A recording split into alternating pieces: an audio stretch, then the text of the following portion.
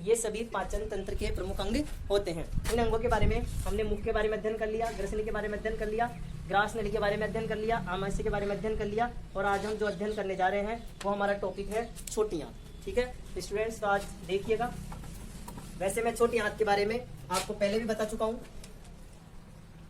छोटी आंत, इसको इंग्लिश में बोलते हैं स्मॉल इंटेस्टाइन। अब छोटी आंत क्या होती है? हमने देखा था कि हमारे पाचन तंत्र के अंदर ये वाली इस तरह का जो उल्टे यू आकार वाली जो संरचना है, इस उल्टे यू आकार वाली संरचना को हम बोलते हैं बड़ी आंत। मैंने आपको डायग्राम के द्वारा बताया था। तो इसके अंदर जो भी ये कुंडलीनुमा जो संरचना होती है, ये जो कुंडलीनुमा संरचना होती है, इस कुंडलीनुमा संरचना को हम बोलते हैं छोटी आंत। इसकी लंबाई होती है लगभग 7 मीटर। इसको बोलते हैं छोटी आंत, और इसकी लंबाई कितनी होती है? लंबाई होती है 7 मीटर। और इसका काम क्या होता है? कार्य मैंने आपको इसका बताया था कि यहाँ पर इसके 3 भाग होते हैं। इसका पहला वाला भाग तो ग्रहणी होता है, दूसरा वाला जो बीच वाला सबसे बड़ा भाग है ग्रहणी, सबसे छोटा भाग होता है छोटी आंत का, सबसे छोटा भाग ग्रहणी, यहाँ तक। फिर इसके आगे जो ये कुंडलीनुमा संरचना है इसको हम बोलते हैं अग्र क्षुद्रांत, और जो अंतिम भाग जो ये बड़ी आंत उल्टे यू आकार की इस बड़ी आंत से जुड़ा होता है इसको हम बोलते हैं क्षुद्रांत। ठीक है, अब इसके अंदर क्या होता है? जैसे ही भोजन इसके अंदर आता है, भोजन का सबसे ज्यादा पाचन किस अंग में होता है? ग्रहणी। क्योंकि जैसे ही भोजन इस वाली नली में आता है, यहाँ से अग्नाशय ग्रंथि अपना रस छोड़ती है, यहाँ से यकृत ग्रंथि अपना पाचक रस छोड़ती है। ठीक है, ये यहाँ पर अपना आमाशय होता ही है। तो यहाँ से जैसे ही ये भोजन ग्रहणी में प्रवेश करता है, ये अग्नाशय ग्रंथि अपना पाचक रस छोड़ती है, यकृत ग्रंथि पित्त रस छोड़ती है, और छोटी आंत की दीवारें, छोटी आंत की दीवारों से भी पाचक रस का स्रावण होता है, जिसमें विशेष एंजाइम पाए जाते हैं। तो सबसे ज्यादा भोजन पर अटैक इसी भाग में होता है। तो इसी भाग में सबसे ज्यादा पाचन की क्रिया होती है। आपको पूछा जाए कि पाचन तंत्र के किस भाग में सबसे ज्यादा पाचन की क्रिया होती है, तो पाचन तंत्र का भाग पूछा है तो आप नाम लेंगे छोटी आंत का, क्योंकि ये छोटी आंत का ही भाग है। और पूछे छोटी आंत के किस भाग में होता है, तो नाम बताएंगे ग्रहणी। ठीक है, इसके बाद में मैंने आपको बताया था कि भोजन इस नली में आता है। ग्रहणी के बाद में इस कुंडलीनुमा नली अग्र क्षुद्रांत में भोजन आता है। इस अग्र क्षुद्रांत के बारे में अपन ने क्या पढ़ा था कि ये अग्र क्षुद्रांत वाली नली है, इसमें छोटे छोटे ऐसे रसांकुर पाए जाते हैं। रसांकुर, रस को चूसने वाले, रस को अवशोषित करने वाले। अब जैसे ही भोजन इसमें आएगा, भोजन का क्या बन गया? पाचन होकर भोजन का रस बन गया। ये भोजन का जो रस बन गया, वो रस इन रसांकुरों की सहायता से, इन रसांकुरों में पाई जाती है रक्त नलियां, रक्त केशिकाएं, खून की पतली पतली केस के समान नलियां, बालों के समान छोटी छोटी नलियां पाई जाती है, जो क्या करती है? इसमें से जो रस है, इस रस को चूस करके रक्त वाहिनियों में डाल देती है, रक्त की नलियों में, और इन नलियों में रक्त बहता है। भोजन रक्त वाहिनियों की सहायता से रक्त में डाल दिया गया। रक्त क्या करता है? हमारे संपूर्ण शरीर में विचरण करता है, संपूर्ण शरीर में घूमता है, संपूर्ण शरीर में सभी कोशिकाओं से रक्त जुड़ा होता है। अपन अपने हाथ के किसी भी या अपने पैर के, सिर के किसी भी भाग को थोड़ा सा भी काटते हैं तो ब्लड निकलता है। ब्लड निकलने का मतलब है कि हमारे सभी भागों से ब्लड जुड़ा हुआ है। तो जो ब्लड जुड़ा हुआ है, सभी भागों तक खून जाता है, तो खून सभी भागों को भोजन देता है। यहाँ से भोजन अवशोषित होकर शरीर के सभी भागों में पहुंचता है, सभी कोशिकाओं को भोजन मिलता है, और सभी कोशिकाओं को भोजन मिलने से हमें ऊर्जा की प्राप्ति होती है। हमारी सभी कोशिकाओं को ऊर्जा प्राप्त होती है और हम कार्य कर सकते हैं। तो यहाँ पर अवशोषण का काम हो रहा है, यहाँ ग्रहणी में हो रहा है पाचन का काम, और यहाँ हो रहा है अवशोषण का काम। इस वाली जो नली है इसमें छोटे छोटे रसांकुर होते हैं, फिर इनसे ब्लड की केशिकाएं, कैपिलरीज जुड़ी होती है। वो कैपिलरीज क्या करती है? रक्त को, इसमें जो भोजन होता है उसके रस को रक्त में डाल देती है। यहाँ पर जो काम होगा वो किसका होगा? अवशोषण का। सबसे ज्यादा अवशोषण की क्रिया किसमें होगी? अग्र क्षुद्रांत में। ठीक है, इसके बाद में जो भोजन अपचित भोजन है, जो पचा नहीं है, वो भेज दिया जाता है क्षुद्रांत में। क्षुद्रांत में क्या होता है? क्षुद्रांत के अंदर पित्त लवण व विटामिन, इनका अवशोषण होता है। जो भोजन में पित्त लवण, जो पित्तरस और जो विटामिन बच गए, उनका अवशोषण होता है क्षुद्रांत में। ये थी छोटी आंत की कहानी। ठीक है, तो आज हम इसके बारे में, अब मैं इसके बारे में आपको लिखवाता हूँ। ठीक है विद्यार्थियों,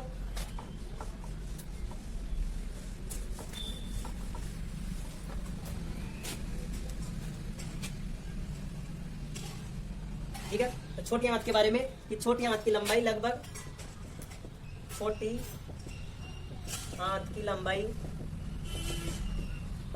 लगभग 7 मीटर होती है। छोटी आंत की जो लंबाई है वो 7 मीटर होती है। इस भाग में भोजन का सर्वाधिक पाचन व अवशोषण होता है। इस भाग में क्या होता है? भोजन का सर्वाधिक पाचन और अवशोषण होता है। छोटी आंत के निम्न 3 भाग होते हैं। 3 भाग होते हैं, वो हमने विस्तार से भी चर्चा की थी। पहला वाला भाग है जो ग्रहणी है, दूसरा वाला भाग अग्र शुद्रांत, और जो तीसरा वाला भाग है शुद्रांत। इनमें भी आप डिटेल्स थोड़ा बहुत लिखना चाहो तो लिख सकते हो। ग्रहणी यह है छोटी आंत का सबसे छोटा भाग है। छोटी आंत का सबसे छोटा भाग है। इसमें एंजाइमों द्वारा सर्वाधिक पाचन होता है। इसके बारे में हम लिख सकते हैं, यह छोटे आंत का सबसे छोटा भाग है, सबसे ज्यादा पाचन की क्रिया इसी अंग में होती है। अग्र शुद्रांत में सर्वाधिक अवशोषण अग्र शुद्रांत में होता है, और जो अवशोषण की क्रिया होती है वो आंत्र कोशिकाओं के द्वारा। आपको पूछा जाए कि भोजन का अवशोषण में कौन सी कोशिकाएं सहायक होती है, तो हम लिखेंगे आंत्र कोशिकाएं। आंत्र कोशिकाओं द्वारा अवशोषण किया जाता है। इस भाग में आंत्र कोशिकाओं द्वारा सर्वाधिक अवशोषण की क्रिया होती है। और शुद्रांत में यहाँ प्रमुख रूप से पित्त लवण व विटामिनों का अवशोषण होता है। विटामिनों का अवशोषण होता है। और जो भी भोजन अग्र शुद्रांत में, जिस भोजन जो पचा नहीं है, जिसका रस नहीं बना है, उसका पाचन इस शुद्रांत में किया जाता है। ठीक है, ये थी हमारी छोटी आंत के बारे में। अब हम जो पढ़ने जा रहे हैं वो है बड़ी आंत। आप एक बार नोट करें।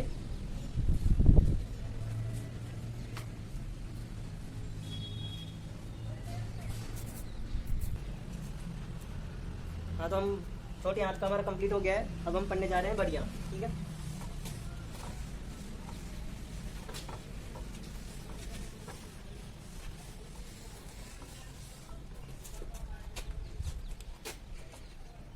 बड़ी आंत। अब बड़ी आंत के बारे में भी अपन ने देखा था कि जो उल्टे यू आकार वाली जो संरचना होती है वो बड़ी आंत के अंदर ही होती है। ठीक है, और बड़ी आंत का जो उसके बड़ी आंत के भी अपने भागों के बारे में पढ़े थे कि बड़ी आंत के भी वही कितने भाग होते हैं, उसी प्रकार से जैसे हमने अभी देखा था। एक बार वो देख लेते हैं। ये इस तरह की संरचना होती है बड़ी आंत की। तो जो ये वाला भाग है जहाँ से ये छोटी आंत से जुड़ता है, ये वाला भाग जो छोटी आंत, ये जो आ रही है लाइन नली आ रही है, ये आ रही है छोटी आंत। जो ये वाला भाग है जो छोटी आंत से जुड़ता है, ये वाले भाग को हम नाम देते हैं अंधनाल। क्या नाम देते हैं? अंधनाल या अधांत्र। ठीक है, और इसके बाद में जो ये उल्टे यू आकार की जो संरचना है इसे हम नाम देते हैं बृहदांत्र। क्या नाम देंगे? बृहदांत्र। और जो ये लास्ट वाला जो भाग है, इस वाले भाग को हम बोलेंगे मलाशय। तो वही बड़ी आंत के भी वही 3 भाग हो गए, अधांत्र या अंधनाल, ये उल्टे यू आकार वाला वेदांत्र, और जो अंतिम भाग है मलाशय। आपको पूछा जाए बड़ी आंत का सबसे निचला भाग, अंतिम भाग कौन सा है? मलाशय। आहार नाल का सबसे छोटा भाग कौन सा है? तो भी हम क्या बताएंगे? मलाशय को ही बताएंगे। ठीक है, इसके अंदर देखिए कि जो आहार नाल का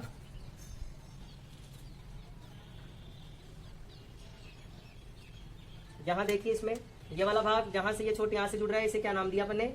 अंधनाल। ये उल्टे यू आकार वाला जो है, इस भाग को नाम देंगे हम बृहदांत्र, और जो लास्ट वाला अंतिम भाग है इसे हम बोलेंगे मलाशय। ठीक है, ये छोटी आंत हो गई। आहार नाल का सबसे अंतिम भाग कौन सा है? मलाशय। तो बड़ी आंत के कितने भाग हो गए? 3 भाग हो गए। अब बड़ी आंत के क्या क्या कार्य हैं? बड़ी आंत के देखें यहाँ पर कि जैसे ही भोजन शुद्रांत में आएगा, शुद्रांत में क्या हुआ? जो भोजन जिसका पाचन नहीं हुआ था उसका पाचन कहाँ पे होगा? शुद्रांत में, कि जिसका रस नहीं बना था, अवशोषण जो रस हुआ था उसके बाद में जो वो अपचित भोजन बच गया था, जिसका रस नहीं बना था, कुछ भोजन ऐसा बच जाता है जिसका रस नहीं बनता है, तो वो जो भोजन है वो आगे गति करता है और इस शुद्रांत भाग में जाता है।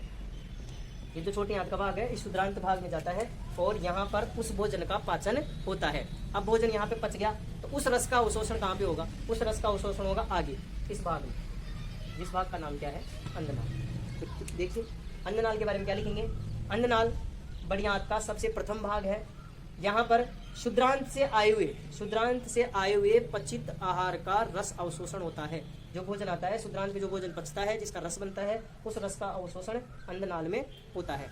इससे पहले अपन ने जो वीडियो बनाया था मैंने आपको यहाँ पर एक अवशेषी अंग के बारे में बताया था कि यहाँ पर एक धागेनुमा संरचना लटकी रहती है, एक नली के आकार का अंग निकला रहता है। ये जो अन्ननाल है, अन्ननाल के इस भाग में यहाँ पर एक नली के आकार का अंग निकला रहता है। इस तरह से नली के आकार का, एक पाइप के आकार का अंग निकला रहता है। इस अंग का कोई कार्य नहीं होता है, इस अंग का कोई कार्य नहीं होता है, इसलिए इसको बोलते हैं अवशेषी अंग।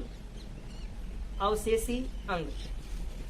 आपको पूछा जाए अवशेषी अंग किसे कहते हैं? वे अंग जिनका हमारे शरीर में कोई कार्य नहीं होता, ऐसे अंगों को अवशेषी अंग कहते हैं। केवल ये अवशेष के रूप में ही बचे रहते हैं, इनका शरीर में कोई कार्य नहीं होता। तो इनके नाम बताएंगे। जो एक ये जो नली के आकार का जो ये अंग निकला रहता है, इसे हम बोलते हैं कर्मी रूपी परिशेषिका। कर्मी रूपी परिशेषिका या फिर इसको अपेंडिक्स भी बोल सकते हैं। इसके दो नाम है, कर्मी रूपी परिशेषिका और इंग्लिश में से अपेंडिक्स कहते हैं। तो आपको पूछे अवशेषी अंग किसे कहते हैं? कि वे अंग जिनका हमारे शरीर में कोई कार्य नहीं होता, ऐसे अंगों को अवशेषी अंग कहते हैं। तो एक तो नाम ये कर्मी रूपी परिशेषिका का दे देना। एक आप दे सकते हो निमेषक पटल। हमारी जो आँख पर ये जो व्हाइट वाली जो परत होती है वो निमेषक पटल होती है, वो भी हमारे अवशेषी अंग के रूप में ही कार्य करती है। और कान के बाल, जो हमारे कान के बाल होते हैं, कान में बाल होते हैं, उनका कोई कार्य नहीं होता। नाक में बाल होते हैं, वो तो फिर भी जो भी हम श्वास लेते हैं तो उनके साथ में धूल के कण जो भी जाते हैं उनको रोकने का प्रयास करते हैं नाक के बाल, लेकिन कान के बालों का कोई कार्य नहीं होता।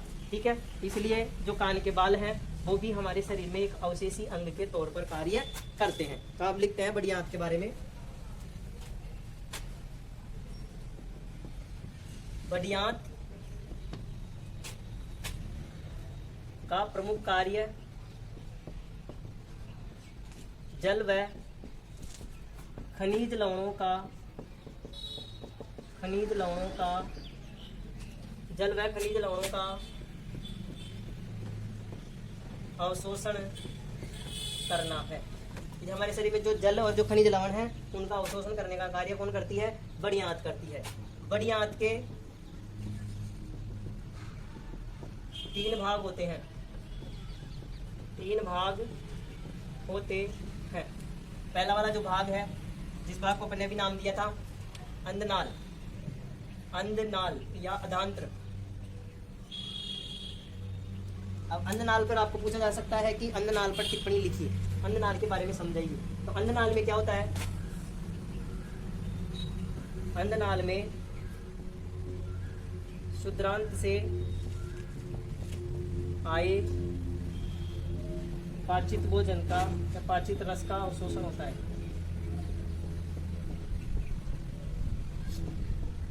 पाचित रस का अवशोषण होता है।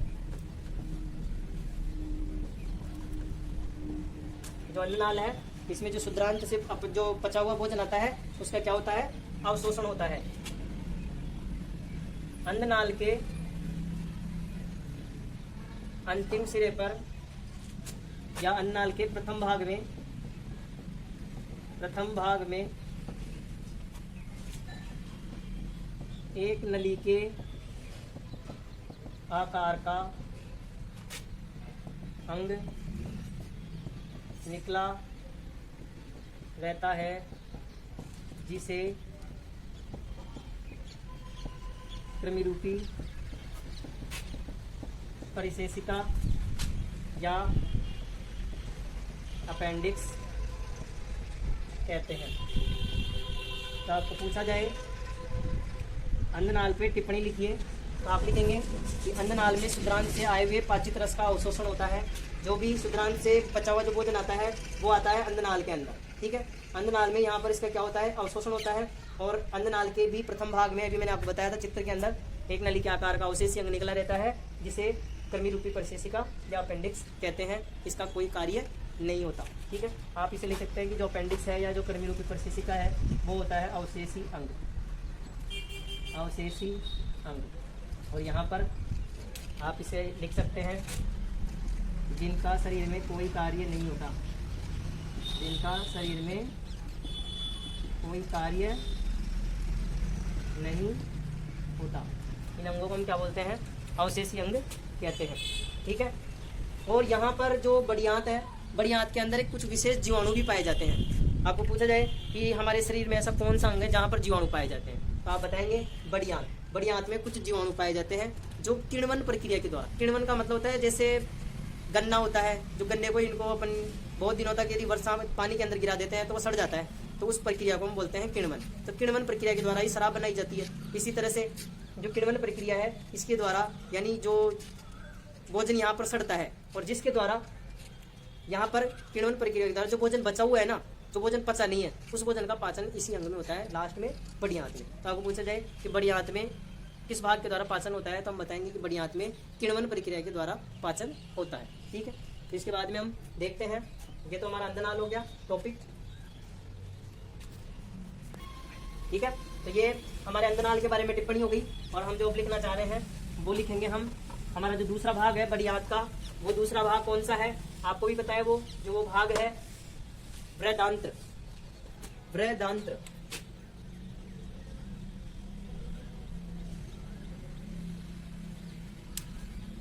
अब बृहदांत्र जो उल्टे यू आकार की संरचना है उसे हम बृहदांत्र कहते हैं। इसकी लंबाई लगभग 1.3 मीटर होती है।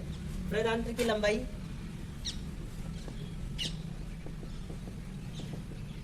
1.3 मीटर होती है।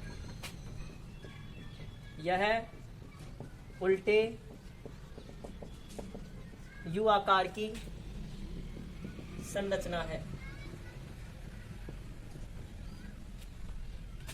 उल्टे यू आकार की संरचना है। बृहदांत्र के निम्न भाग होते हैं। बृहदांत्र के भागों के बारे में हमने देखा था। बृहदांत्र के जो भाग होते हैं ये उल्टे यू आकार की जो संरचना है ये वाली,